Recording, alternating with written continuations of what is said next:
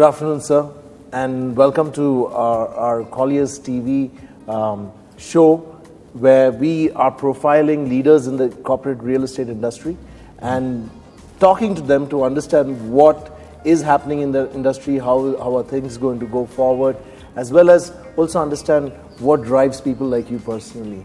So to start with, I want to just go back a little and go to the origin of how this firm started. RMZ is a known brand across the country now, especially with your acquisitions across in Delhi and Mumbai. How did this firm all start, and what prompted you to get into real estate? Okay, I think basically I was born into, I would say, a partial real estate legacy, and I think and we continued doing the development of real estate, had a great brand equity in the larger family business on the real estate. But what we found was the vision going forward, the larger family was not, meeting the common ground. There was differences in the way everyone looked at the vision going forward for the companies. So about 13 years ago, me and my brother decided to break away from the larger family brand and recreate, start afresh with a new brand, with the ideologies which we both had, which was the same, which is developing commercial real estate in a large way. Because we knew that the onslaught of IT companies wanting to outsource their works into India was growing at a rapid pace. So about 13 years ago, we decided that the business of RMZ, which is the company which we both have started, will stem itself and grow only in the area of commercial real estate for the first initial few years. And we stuck to that position for the first 9 years till we grew the company to a substantial scale and size. And you highlighted that you saw this phenomenon early. Did you anticipate the level of success and this potential even then, or would you say that this surprises you how successful we have been in this? So, I would say what pleasantly surprised us, when in terms of, what the bar is and what the bar meant to be. Yeah. There were different specs and standards in terms of what it was. Yeah. Now, if you see what we did last year, that is year in December 15, we've got the numbers, statistics flowing, and we potentially are one of the highest leasing done in the whole world. Yes. For new buildings. So that's what we have pulled through in terms of a small privately held company. Yeah. We got funded with 2 funds who've backed us, but potentially we pulled out that kind of a throughput, which honestly I don't believe I would have been there, but we aspired to be there. Because we used to read other success stories as to how real estate has succeeded. But if I see the common theme, I think it's just sheer perseverance and delivering the promise. Has held those brands and obviously held our brand in good stead. And if I learn from them, those good qualities that we've learned from them. In terms of the industry, how has the industry's changed from when you started or saw the industry to now where it is? There is a lot of negative perception about the industry in terms of timely delivery, quality, just generally. Sure. In many ways, RMZ stands out. So, number one, I just wanted to ask you, do you think this perception is justified? Secondly, what would you advise the industry to do to overcome this?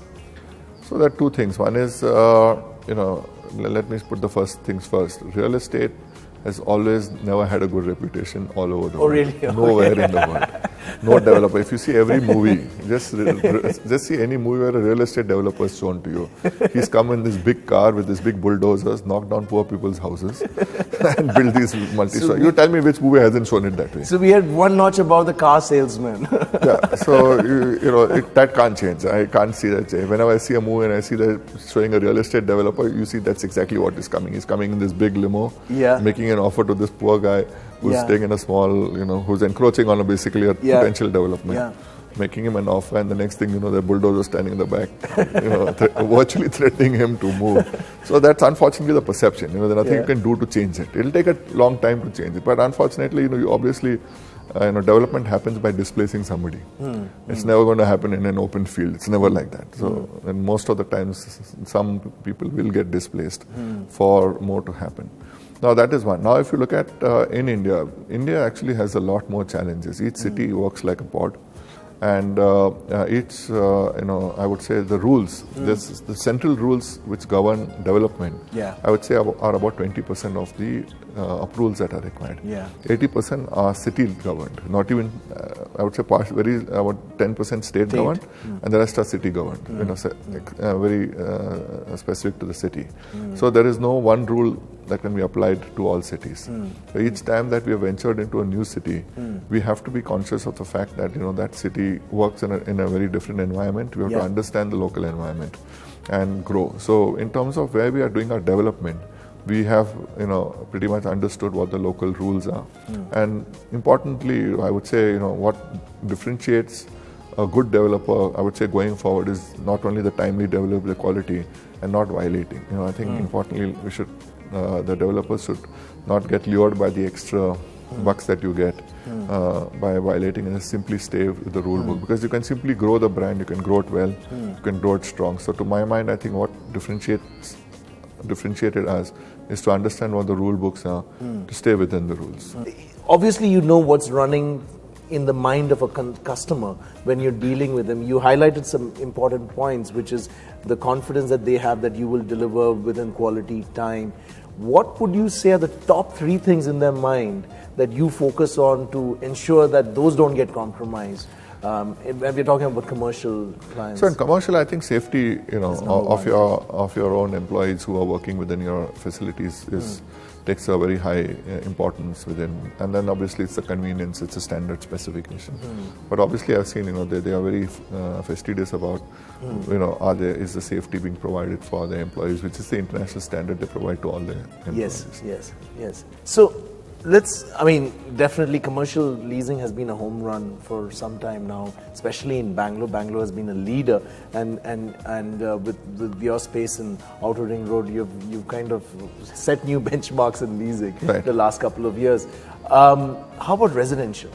There seems to be a slowdown in that market. So it's like this, I think, again, if I look at the business policy for the organization, it's, we are growing in cities where, where I would say this knowledge capital is being created.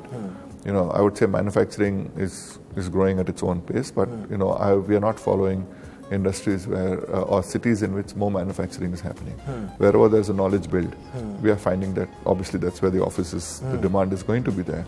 Now those are the cities to my mind. If I look at any of my park, now if I look at my new park, I find that there are about 70,000 highly qualified people working in each park. The new parks you just spoke about.